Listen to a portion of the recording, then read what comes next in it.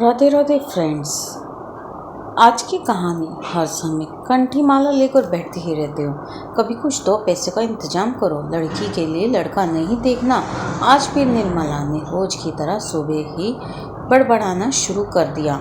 अरे भाग्यवान, ईश्वर पर विश्वास रखो, समय पर सब हो जाएगा। चौबे जी ने अपना गमछा संभालते हुए कहा, इन चरणों में जो भी आए उसका जन्म सफल हो जाए। निर्मला, हाँ, ईश्वर तो जैसे घर बैठे ही लड़का भेज देंगे। भगवान के पास तो कोई काम है ही नहीं, सिर्फ आपका ध्यान रखने के अलावा। अरे क्या पूरे दिन चक चक करती रहती हो। वैसे चौबे जी कभी गुस्सा नहीं होते, वो तो बीमारी के चलते नौकरी छोड़ दी थी। अब बस पूरे दिन बस गोपाल जी की सेवा करते और उन्हीं के बारे में ही सोचते हैं। निर्मला बोली, जयपुर वाली मौसी बता रही थी उनकी रिश्तेदारी में एक लड़का है, पर देखने तो जब जाओगे जब जेब में 1000-2000 रुपये होंगे, जो 10-20 रुपये बचते हैं उन्हें भी अपने दोस्तों को उधार दे देते हो। आज तक लौटाते हैं किसी दोस्त ने? लौटाई भी है आज तक किसी दोस्त ने? चौबे जी, आज तक कभी किसी चीज़ की कोई कमी हुई है ही नहीं, आगे भी नहीं होगी ईश्वर की कृपा से। तुम तो मुझे भजन भी नहीं करने देती। निर्मला, भजन ही करना था तो शादी क्यों की? क्या वो बैठे बिठाए तुम्हारी लड़की की शादी भी कर जाएंगे? हाँ, रहने दो बस। यह लो थैला पकड़ो और जाओ बाजार से रसोई के लिए सामान ले आओ। और हाँ, जिस लड़के के बारे में मैंने बात की है उसके बारे में ज़रा सोचना, परसों जाना है तुम्हें। अब थोड़े बहुत पैसों के लिए हमें एफडी तो तोड़वाएंगे नहीं, सो जो यार दोस्तों को उधार दिए हैं उनसे ज़रा मांग लेना। थैला लेकर चौबे जी निकल तो गए, लेकिन विचार यही है मन में, पैसों का इंतजाम कैसे होगा। सब्जी लेने से पहले जरा अपने एक दोस्त से अपने पैसों की बात कर ली जाए। जिस दुकान में काम करता है वो भी पास में ही है। मोहनलाल ने अपने मित्र को देखा तो गले लगा लिया।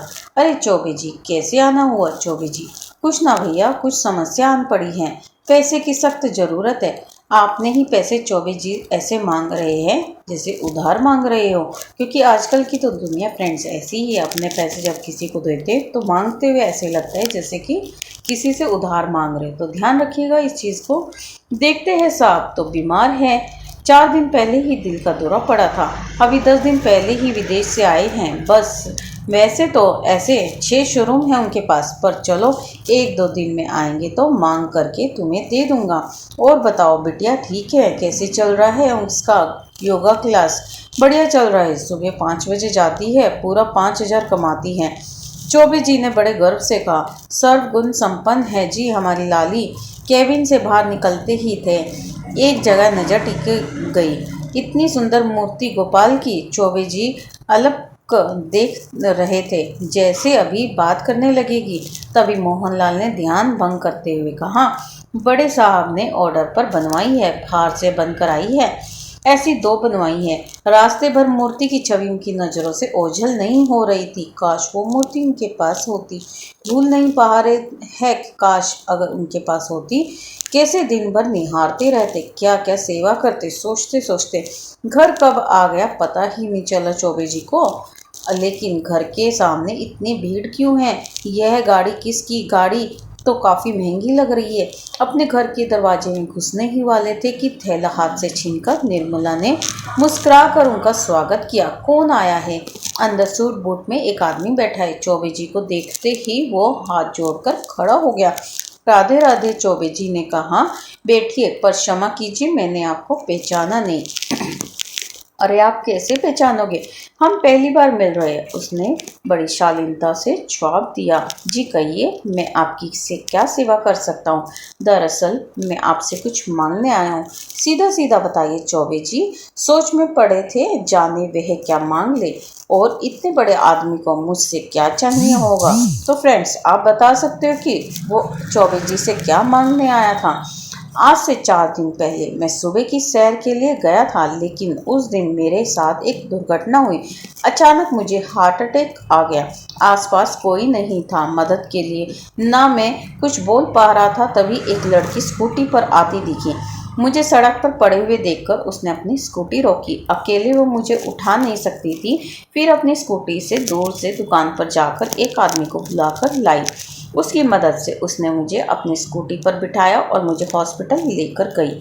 अगर थोड़ी सी भी देर हो जाती शायद मेरा अंत निश्चित था। और वो लड़की कोई और नहीं, आपकी बेटी ही थी। तो किस किस का जवाब सही है कमेंट बॉक्स में ज़रूर बताना। उस आदमी ने हाथ जोड़ते हुए कहा, अगर आप लायक समझे तो मैंने अपने बेटे के लिए आपकी बेटी का हाथ मांगता हूँ। और जो अनजान की मदद कर सकती है वो अपने परिवार का कितना ध्यान रखेगी। चौबे जी एकदम जड़ हो गए। वह विश्वास नहीं कर पा रहे थे। हे ईश्वर, क्या ये सब सच है? सच में हो रहा है? मुझे किसी के दरवाजे पर ना जाना पड़े। इस स्थिति से बाहर निकलने भी नहीं थे कि तभी उन्होंने अपने पास रखे हुए बैग में से एक बक्सा निकाला। उन्हें देते हुए कहा कि शगुन का एक छोटा सा उपहार है, मना मत करना। चौबे जी ने खोलते हुए देखा, इसमें वही बाल गोपाल की मूर्ति थी जिसे अभी शोरूम में देख कर आए थे, जो आंखों के सामने से ओझल नहीं हो रही थी। जिसे देखते ही मन में ख्याल आया था कि काश मेरे मंदिर में होती। तो फ्रेंड्स, गोपाल जी मिल ही गए। जो दिल से पुकारे गोपाल जी उनके पास पहुंच ही जाते हैं। आज ऊपर वाले ने प्रमाणित कर दिया कि मुझे उसका जितना ख्याल है उससे कहीं ज़्यादा उसे मेरा ख्याल है। तो राधे राधे बोलो फ्रेंड्स, राधे राधे। आज की कहानी में तो ज़रूर बोलना पड़ेगा। कमेंट बॉक्स में ज़रूर लिखना राधे राधे, जय माता दी। आपका दिन शुभ हो, मंगलमय हो। राधे राधे, जय माता दी।